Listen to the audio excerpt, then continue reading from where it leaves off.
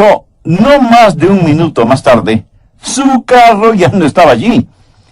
Lo peor es que en ese llavero estaban las llaves de su casa, y tuvo un sentido de desesperación por la estupidez que había cometido al dejar las llaves en el carro.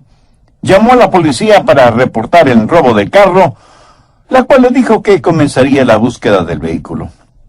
Al otro día, y para sorpresa de todos, su automóvil estaba estacionado frente a su casa, bien lavado, brillante, limpio, con el tanque de gasolina lleno y con una nota que decía: siento muchísimo que tuve que llevarme su carro.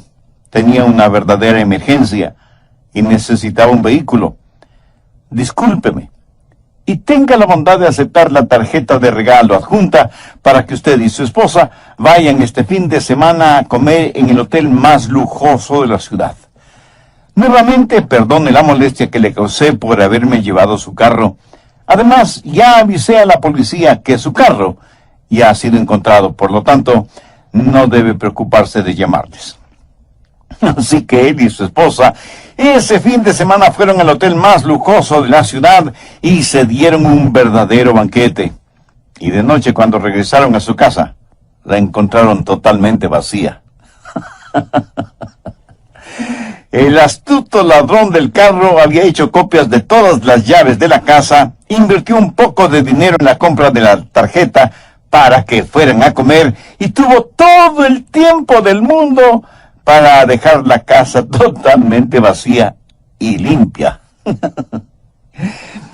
Y aunque esto de que a uno le roben la casa no es motivo de risa, lo que les acabo de contar sirve para enfocar el tema de hoy: un ladrón en la noche.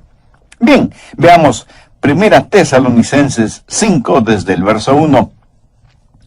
Pero acerca de los tiempos y las ocasiones no tenéis necesidad, hermanos, de que os escriba, porque vosotros sabéis perfectamente que el día del Señor vendrá así como ladrón en la noche, que cuando digan paz y seguridad, entonces vendrá sobre ellos destrucción repentina, como los dolores a la mujer encinta, y no escaparán. Mas vosotros, hermanos, no estáis en tinieblas, para que aquel día os sorprenda como ladrón. Porque todos vosotros sois hijos de luz e hijos del día. No somos de la noche ni de las tinieblas. Por tanto, no durmamos como los demás, sino velemos y seamos sobrios. Pues los que duermen, de noche duermen, y los que se embriagan, de noche se embriagan. Pero nosotros que somos del día, seamos sobrios, habiéndonos vestido con la coraza de la fe y amor, y con esperanza de salvación como yelmo. Porque no nos ha puesto Dios para ira, sino para alcanzar salvación por medio de nuestro Señor Jesucristo, quien murió por nosotros para que, ya sea que velemos o que durmamos, vivamos juntamente con Él. Por lo cual, animaos unos a otros, y edificaos unos a otros, así como lo hacéis. Amigos, debemos estar listos para el regreso del Señor Jesucristo. ¡Qué increíble es este tiempo cuando estamos viviendo entre el monte Calvario y las faldas teñidas de sangre y el monte Sión bañado con la gloria de Dios! Estamos viviendo entre la crucifixión y la coronación de nuestro Salvador y debemos estar listos para que cuando Él regrese nos encuentre revestidos de su justicia. En este mensaje de Tesalonicenses hay 4 cosas que necesitamos entender. Primero, hay algo que debe esperar. Será un día sorpresa y sorprendente. Mire nuevamente los versos 1 y 2. Pero acerca de los tiempos y las ocasiones, no tenéis necesidad, hermanos, de que os escriba, porque vosotros sabéis perfectamente que el día del Señor vendrá así como ladrón en la noche. El ladrón llega durante la noche, sorpresivamente.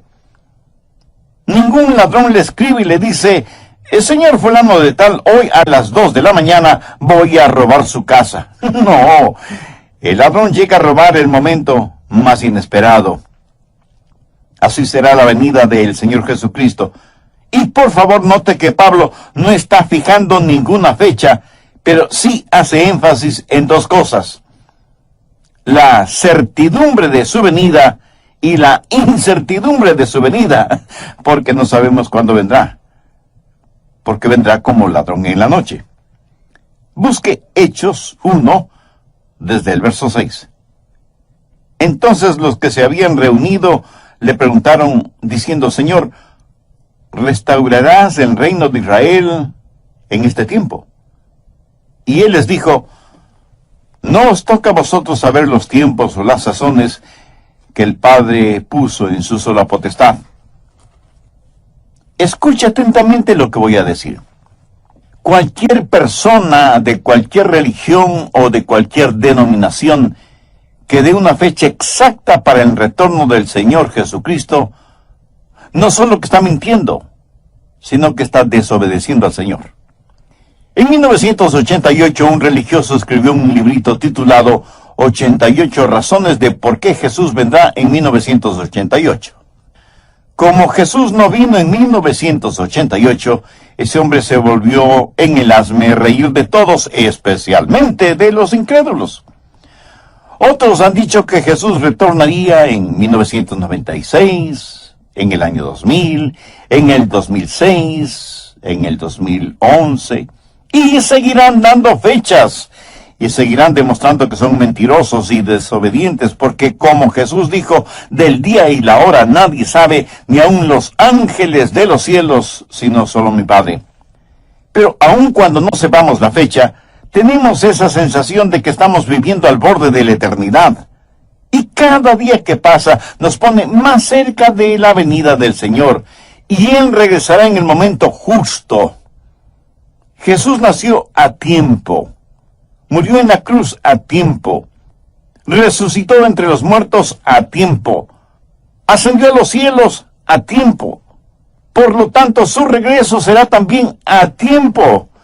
Ni se adelantará ni se atrasará, porque, como lo dijo el apóstol Pedro, con el Señor un día es como 1000 años y 1000 años como un día.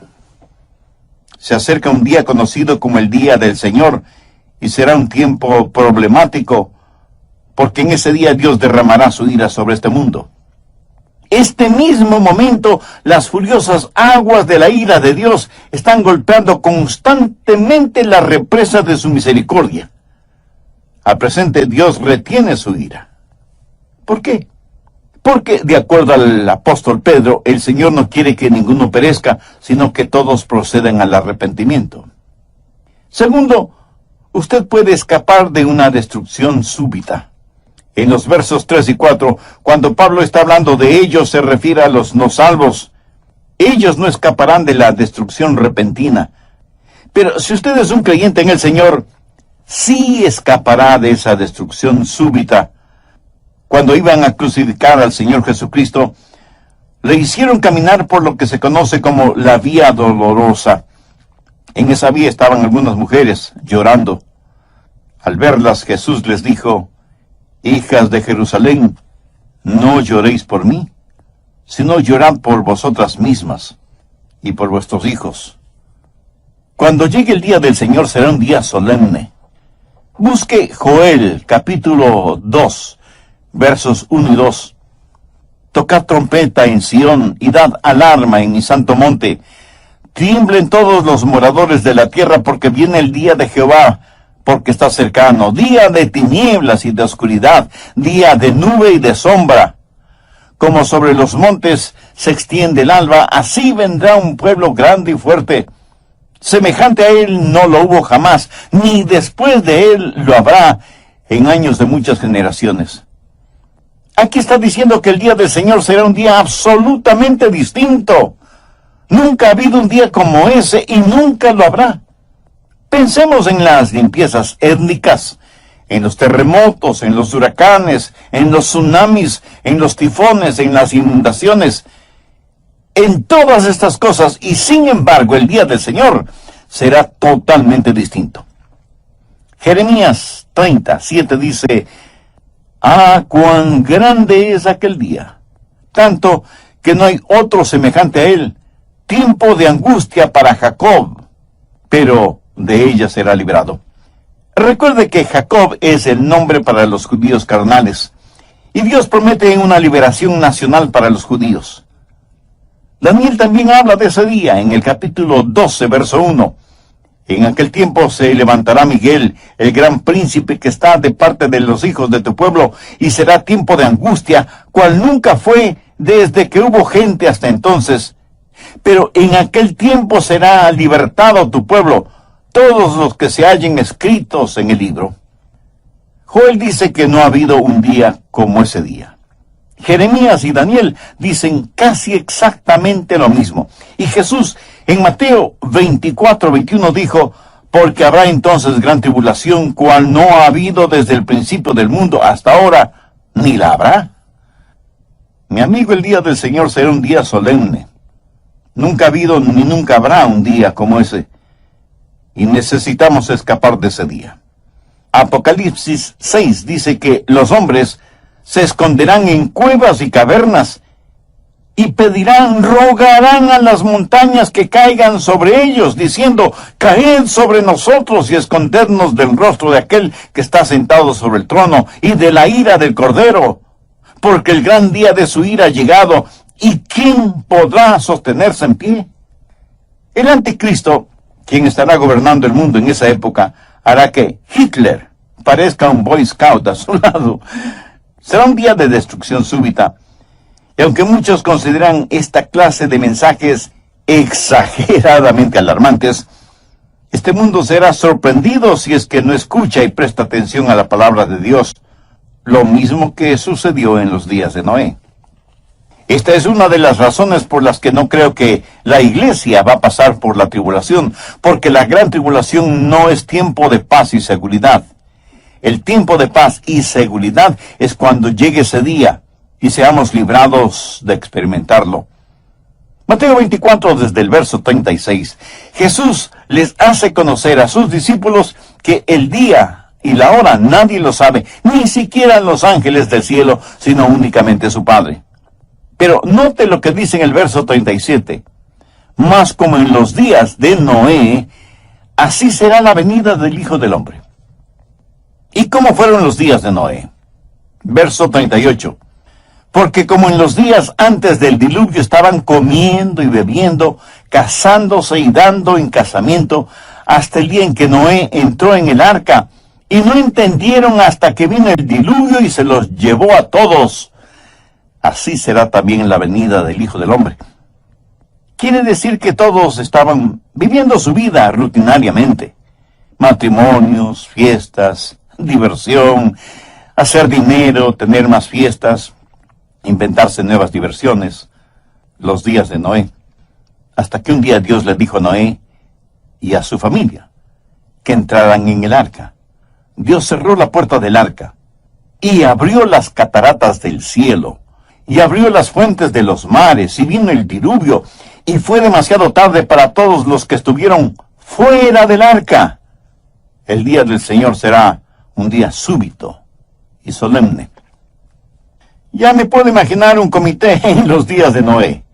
Noé ha estado predicando que Dios va a destruir el mundo por medio de un diluvio, y los que le escuchaban decidieron formar un comité para estudiar si lo que Noé predicaba era la verdad o no. En el comité tuvieron a un científico, el doctor Francisco Formaleído, a un filósofo, el doctor Flavio Sabelotodo, y a un religioso, el reverendo Ernesto Rasquemeloído. Y ellos tuvieron un simposio para determinar si iba o no iba a llegar un diluvio. Y le preguntaron al doctor Formaleído, doctor, ¿habrá un diluvio? Y él contestó, bueno, la ciencia no puede hablar de esas cosas porque, como saben, nosotros trabajamos con pruebas empíricas, pero sí puedo decir que desde el tiempo que tenemos una historia registrada, nunca ha habido una ruptura en el reino de la ley natural. Así que desde un punto de vista científico, es muy dudoso que tengamos esto llamado diluvio. Con esta declaración del científico, la gente se sintió un poquito más tranquila. Entonces le preguntaron lo mismo al filósofo, el doctor Flavio Sabelotodo. Y él, cómodamente sentado y casi sonriendo paternalmente, responde, la filosofía tiene que ver con las áreas en donde la ciencia no tiene respuestas. Desde mi punto de vista filosófico, si es que hay un Dios, y si Dios creó este mundo y sus habitantes, sabe las debilidades y las proclividades de lo creado, porque esa es la forma en que Él lo creó. Y Él no va a destruir su propio trabajo. Así que, con todo el valor de la filosofía, declaro que no habrá ningún diluvio. Y la gente sonrió, dando un gran suspiro de alivio. Ahora tenía que contestar la pregunta el reverendo Ernesto Rásqueme el oído. Reverendo, usted ha estado en el seminario y ha estudiado mucho, y en instituciones de educación teológica a nivel doctoral. Díganos, ¿habrá un diluvio? Él no es tan desapasionado como el científico o el filósofo. De hecho, él está tan disgustado que su rostro está más rojo que un tomate maduro, y señalando con el dedo a quien le hizo la pregunta, responde con evidente ira: usted no es más que un fanático religioso, falto de la más elemental educación teológica, que con su pregunta lo único que está haciendo es difamar el carácter de Dios. Es que no sabe que Dios es amor. Señoras y señores, si es que Noé ha escuchado o ha oído algo sobre un diluvio, declaro enfáticamente que no será agua literal. Como en los días de Noé, así será la venida del Hijo del Hombre. Primera Tesalonicenses 5:3. Porque cuando digan paz y seguridad, entonces vendrá sobre ellos destrucción repentina como los dolores de la mujer encinta. Así que, primero, debemos esperar ese día sorpresivo. Segundo, debemos escapar de la destrucción súbita. ¿Qué de usted, amigo oyente? ¿Ansía la venida del Señor o teme la venida del Señor? Si usted aún no tiene una relación personal con Dios por medio de su Hijo, el Señor Jesucristo, este es el momento de tenerla. En el programa anterior dije que debemos estar listos para el regreso del Señor Jesucristo. ¡Qué increíble es este tiempo cuando estamos viviendo entre el monte Calvario y las faldas teñidas de sangre, y el monte Sión bañado con la gloria de Dios! Estamos viviendo entre la crucifixión y la coronación de nuestro Salvador, y debemos estar listos para que cuando Él regrese nos encuentre revestidos de su justicia.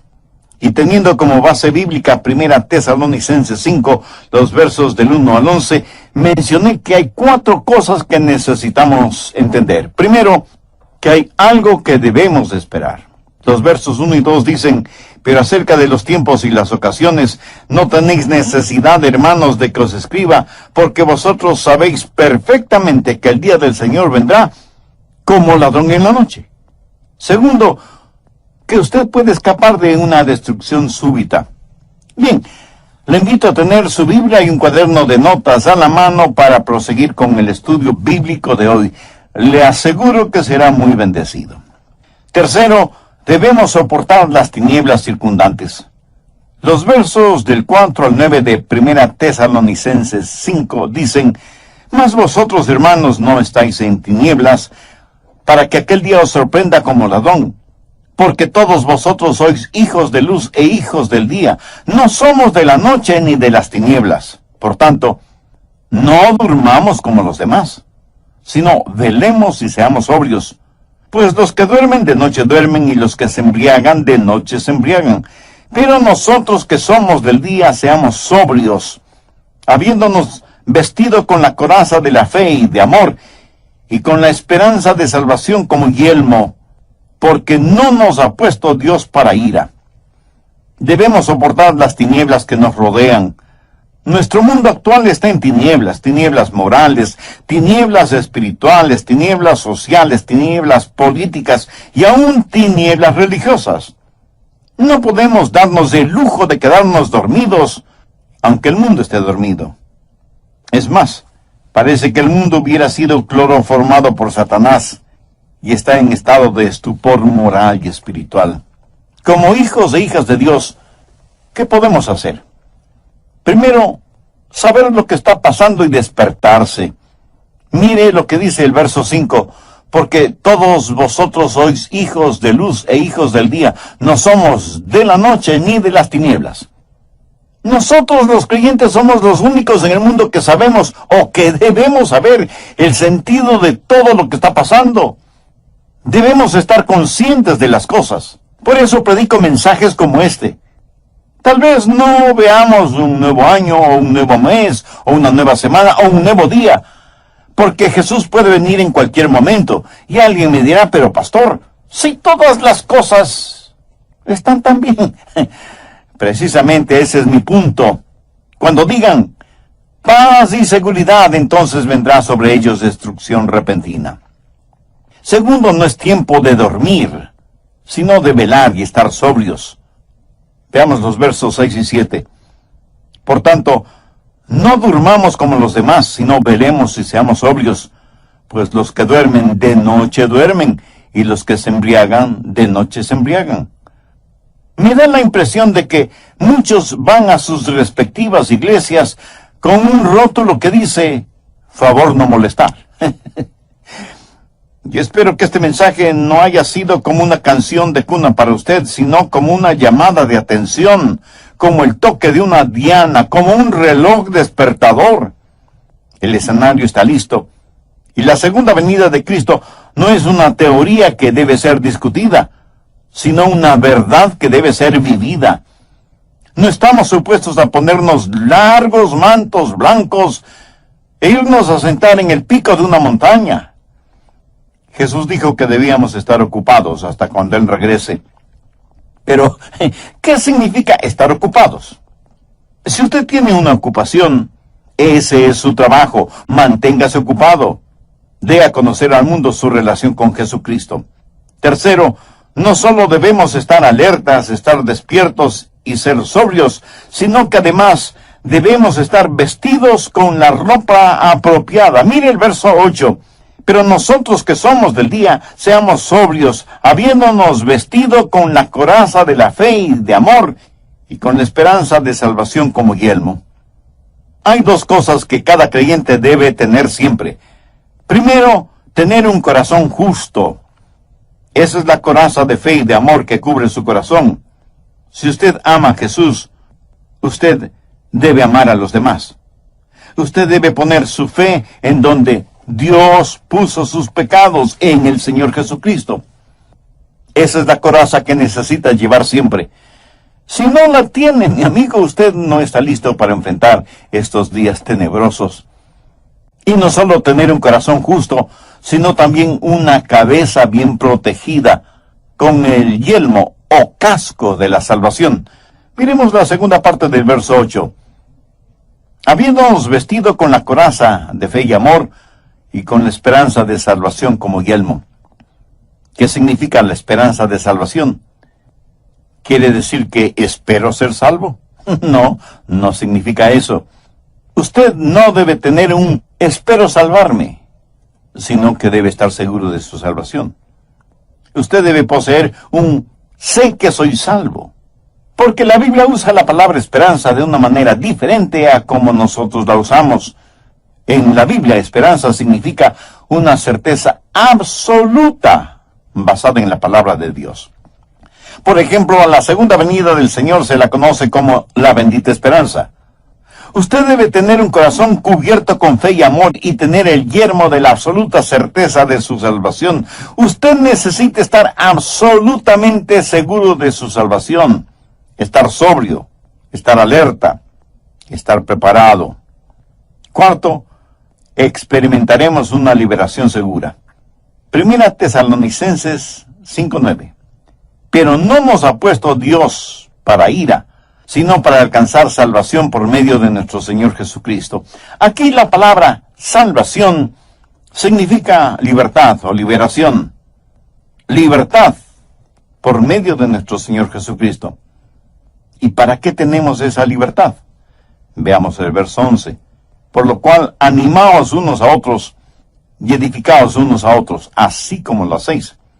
El hecho de que Jesús puede venir en cualquier momento debe servir para consolarnos y para edificarnos mutuamente. Ahora, permítame decir por qué creo que la iglesia será arrebatada antes de la gran tribulación. 3 razones que las encontramos en el texto bíblico: explicación, expectación y edificación. Explicación, en el verso 9, ¿cómo lo explica Pablo? porque no nos ha puesto Dios para ira. Recuerde que la gran tribulación es el gran día de su ira. Dios disciplina a sus hijos, pero nunca derrama sobre ellos su ira. La ira de Dios será para los inconversos, aquellos que han negado o han rechazado o se han burlado del Señor Jesucristo y de su obra en la cruz. Busque 1 Tesalonicenses 1, 9 y 10.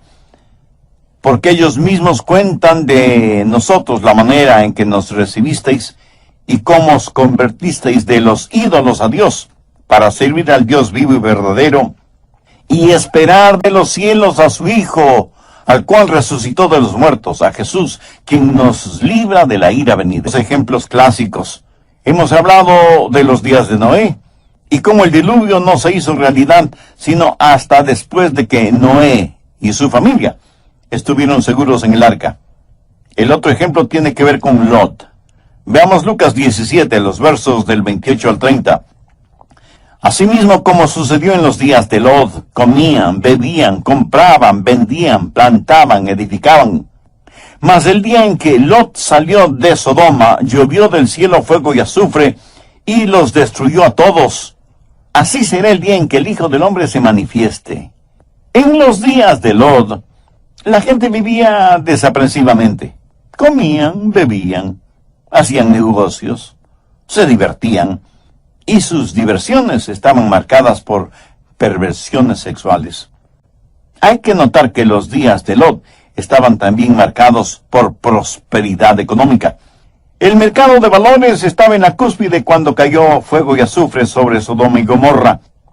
Y alguien seguramente me preguntará, Pastor Rogers, ¿cómo sabe usted que era así? Buena pregunta. Busque Ezequiel 16:49.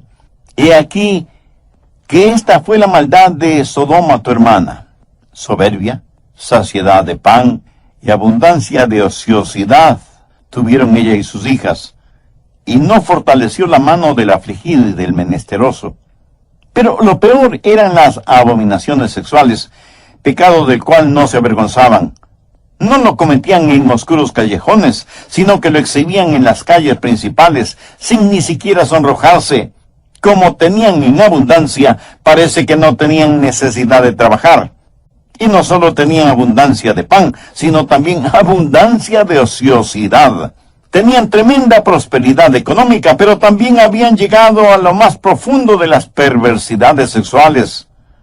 Jesús dijo, como en los días de Noé, como en los días de Lot. Antes de que el diluvio llegara, Dios sacó a Noé y lo puso juntamente con su familia en el arca.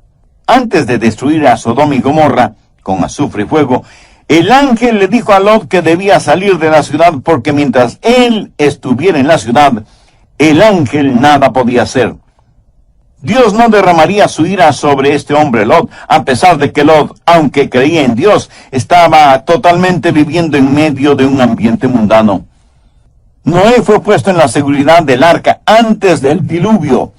Lot fue sacado de la ciudad antes de que fuera destruida con fuego y azufre. Así que en primer lugar tenemos una explicación. No nos ha puesto Dios para ira. Expectación. Veamos 1 Tesalonicenses.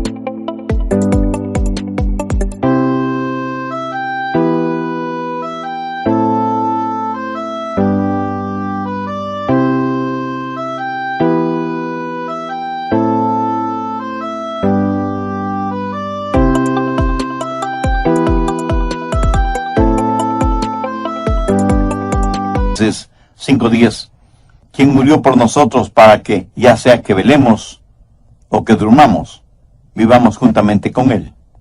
Note cómo Pablo se incluye en esta espera. ¿Por qué? Porque Pablo esperaba el regreso de Jesús en su época, en sus días. ¿Estaba Pablo equivocado? De ninguna manera. Retrocedamos a 1 Tesalonicenses 4:17. Luego nosotros los que vivimos seremos arrebatados juntamente con ellos. ¿Lo ve? Seremos arrebatados. Significa que Pablo se incluía en este evento. Y esto fue hace más de 2000 años. O sea que ellos en ese tiempo ya estaban viviendo al borde de la eternidad. Exactamente como nosotros ahora. El apóstol Juan en su primera epístola dice, hijitos, ya es el último tiempo. Y así como Pablo esperaba a Jesús, nosotros también debemos esperarlo. Ahora escúcheme bien. Este es el punto. Si la tribulación sucede primero, entonces no esperamos a Cristo, sino al anticristo. Pablo estaba esperando al Señor Jesucristo. Cuando usted está esperando que llegue la tribulación, eso significa que no está mirando hacia arriba, sino a su alrededor. Edificación. Una vez más veamos 1 Tesalonicenses 5:11, por lo cual animaos unos a otros y edificaos unos a otros, así como lo hacéis. El hecho de que Jesús puede retornar en cualquier momento debe servirnos de consuelo y de gran edificación. Si yo creyera que la iglesia va a experimentar esos días terribles que Jesús, Jeremías, Daniel y Joel dicen que nunca ha habido un tiempo como ese y que nunca lo habrá, ¿cree usted que eso me animaría? ¿Me edificaría? ¿Cree que yo estoy orando porque llegue la tribulación? No, mi oración es, sí, ven, Señor Jesús. Estoy esperando el sonido de la trompeta en cualquier momento. Así como Dios le dijo a Noé que entrara en el arca, así como Dios le dijo a Lot que salga de Sodoma, un día Él me dirá, Adrián, ven junto a mí. Y la trompeta sonará, y me encontraré con mi amado Salvador en el aire, en un abrir y cerrar de ojos. Este es un asunto completamente serio. Tal vez muchos de ustedes estarán pensando que debía haber predicado sobre algún otro asunto más liviano. Les recuerdo que no estoy aquí para hacerle cosquillas en sus oídos espirituales, sino para enseñarle la palabra de Dios tal y como es la palabra de Dios. Debemos esperar un día sorpresivo, debemos escapar de la destrucción súbita, debemos soportar las tinieblas que nos rodean y podemos experimentar una segura liberación. Y me pregunto, ¿cuántos de ustedes que me escuchan pueden decirme, Pastor Rogers, si Jesús viniera este momento súbitamente para llevar a su iglesia, yo estoy listo?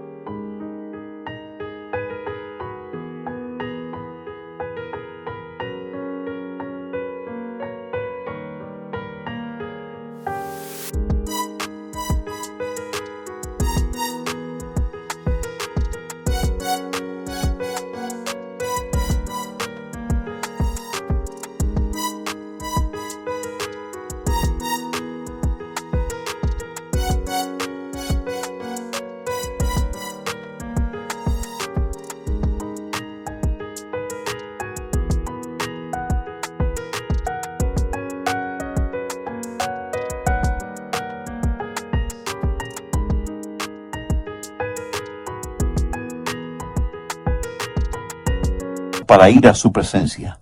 Si usted puede decir eso con absoluta seguridad, eso significa que tiene a Cristo en su corazón, que se ha arrepentido de sus pecados y que tiene una vida nueva en el Señor Jesucristo. Significa que ha nacido de nuevo.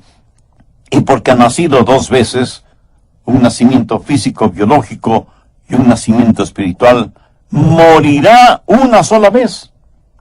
Usted y yo pertenecemos a la familia de Dios, y es mi hermana o mi hermano en el incomparable amor del Señor Jesucristo. Pero si usted no ha nacido de nuevo, le tengo muy buenas noticias. Hoy mismo puede ponerse la coraza de la fe y de amor y el yelmo de salvación. puedes ser salvo hoy y por toda la eternidad si crees sinceramente en Jesús y deposita toda su confianza en Él. Voy a orar una oración y le invito para que usted con sus propias palabras la repita. Puede orar en voz alta o en voz baja o silenciosamente si así lo prefiere. Pero lo importante es que su oración la diga con fe, con sinceridad, con convicción, sabiendo que Dios ve la intención y la motivación de su corazón. Querido Dios, sé que me amas y quieres salvarme. También sé que como pecador lo que merezco es tu juicio, lo que merezco es que derrames tu justa ira sobre mí. Pero vengo a implorar tu gracia y tu misericordia en los méritos de tu amado Hijo Jesucristo, quien entregó su vida en la cruz para salvarme. Señor Jesús, tu promesa es que si creo en ti me salvarás.